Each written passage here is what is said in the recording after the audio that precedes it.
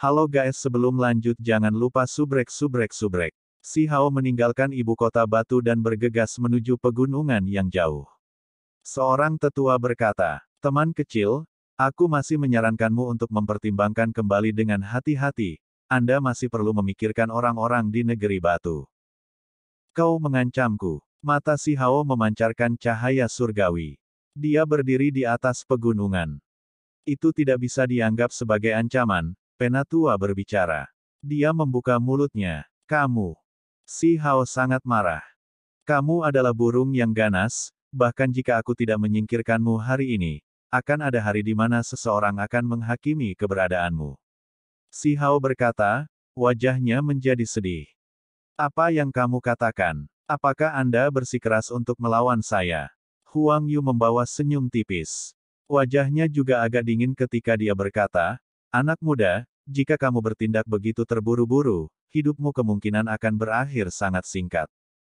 Datang dan bertarung. Si Hao mengarahkan tombak besar ke arahnya, dan kemudian dia terbang menuju pegunungan yang lebih jauh. Karena kamu sangat tidak sabar untuk melanjutkannya, orang tua ini hanya bisa menemanimu dalam pertempuran. Huang Yu tiba di tempat ini dengan kecepatan yang tidak cepat atau lambat. Dia berkata, karena kamu ingin bertarung, maka kurasa aku akan memenuhi keinginan salah satu individu hebat dari alam yang lebih tinggi dan menebasmu. Benda tua itu dari dunia bawah. Si Hao tertawa dingin.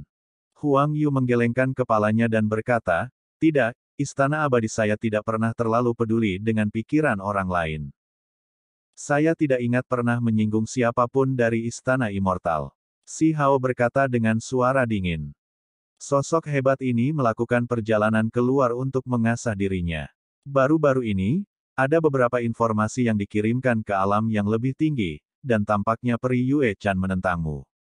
Desas-desus ini membuat sosok muda yang hebat di istana agak tidak senang, kata Huang Yu. Itu bukan urusanmu, si Hao memarahi. Paling tidak, bagi kebanyakan orang, istana immortal adalah tempat yang bisa mendominasi dunia. Huang Yu terus berbicara perlahan. Sekarang saya benar-benar berharap bisa menjadi pewaris tunggal Supreme Hall. Kemudian, suatu hari, saya akan berjuang menuju alam yang lebih tinggi dan membalikkan apa yang disebut istana abadi tirani Anda. Kata si Hao. Baiklah, mari kita bertarung di sini saja. Jika Anda mencoba untuk pergi, saya akan berbalik dan melahap beberapa juta penduduk ibu kota negara batu untuk mengisi perut saya sedikit. Kata Huang Yu. Serahkan hidupmu. Si Hao meraung keras. Dia harus mengalahkan pelayan tua ini, atau ayah, ibunya, teman-temannya, dan semua ibu kota negara batu akan berada dalam bahaya. Si Hao mengacungkan tombak pertempuran. Garis cahaya yang menakutkan keluar. Kemudian, Huang Yu yang lengannya di belakang punggungnya hanya mengulurkan satu telapak tangan, dan dengan penekanan ringan ke dalam kehampaan, semua cahaya pembunuh yang bergegas segera dilenyapkan. Si Hao menggigil dalam hati. Pelayan tua ini jauh lebih kuat daripada Yang Li, Trenggiling, Dewa Dunia Bawah, Yin Yi, dan yang lainnya. Ayo, biarkan aku melihat seberapa kuat pakaian pertempuran tubuh emasmu yang tidak dapat binasa dan tulang makhluk tertinggimu. Huang Yu berkata dengan acuh tak acuh. Menarik. Memiliki prestasi seperti itu di usiamu sebenarnya tidak sederhana. Sayang sekali kau terlalu gegabah, anak muda, dan ditakdirkan untuk hidup singkat. Huang Yu mulai berjalan ke depan dengan cara yang tampaknya tidak tergesa-gesa. Si Hao melepaskan teriakan ringan. Suaranya seperti teriakan pedang, membuat bahkan ruang di sini bergetar. Tombak emas besar itu tampaknya menjadi hidup seperti binatang buas. Sungguh binatang buas yang ganas, tombak yang kejam. Huang Yu mengangguk. Sosoknya bergeser keluar, menghindari serangan itu. Si Hao tercengang. Penatua ini dia terlalu kuat dari yang lain. Tiba-tiba, si Hao melihat ada cincin di ibu jari Huang Yu. Kamu meminjam kekuatan artefak magis. Si Hao melepaskan napas terpendam. Jika pihak lain benar-benar mengambil artefak magis dewa, perbedaan di antara mereka benar-benar akan terlalu besar. Saya sudah tua, dan tidak lagi berani seperti sebelumnya. Huang Yu tersenyum. Segera setelah itu, niat membunuh melonjak seperti lautan.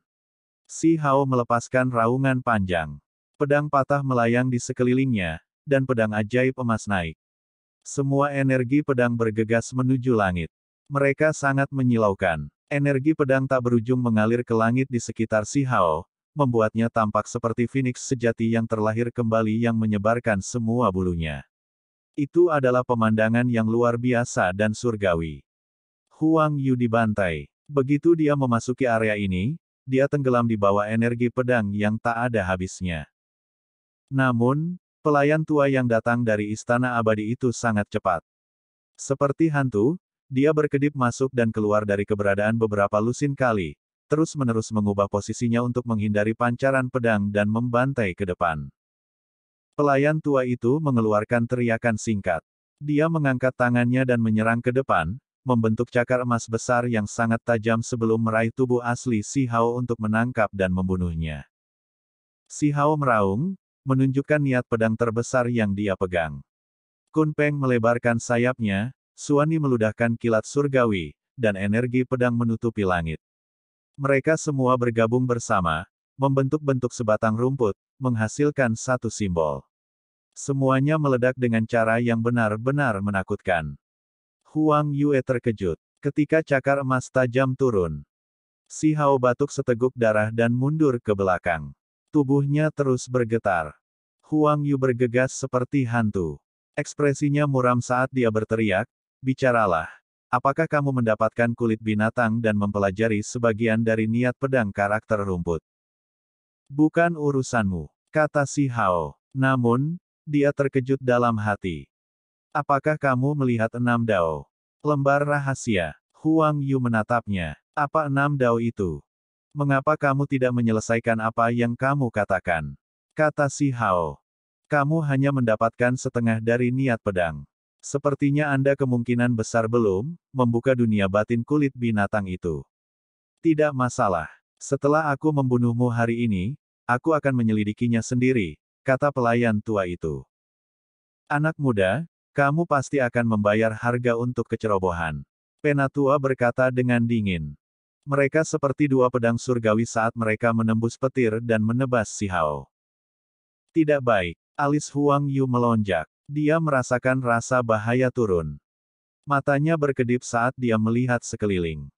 Kristal surgawi tingkat tinggi menjadi tulang surgawi. Itu disempurnakan menjadi senjata pembunuh yang hebat. Tempat ini meledak. Huang Yu berada tepat di tengah semua itu, jadi dia secara alami menderita serangan yang paling menakutkan. Mungkin tidak ada luka yang bisa disebut luka serius. Hanya sekali membunuh senjata Dao. Jika Anda berpikir itu bisa membunuh saya, Anda terlalu kekanak-kanakan. Itu bahkan tidak bisa melukaiku dengan parah. Suara Huang Yu sedingin es. Si Hao menghirup udara dingin. Tanpa menunggu sepersekian detik pun, dia mengandalkan pupil ganda untuk melihat menembus badai energi. Dia bergegas masuk dari samping untuk menghadapi Huang Yu.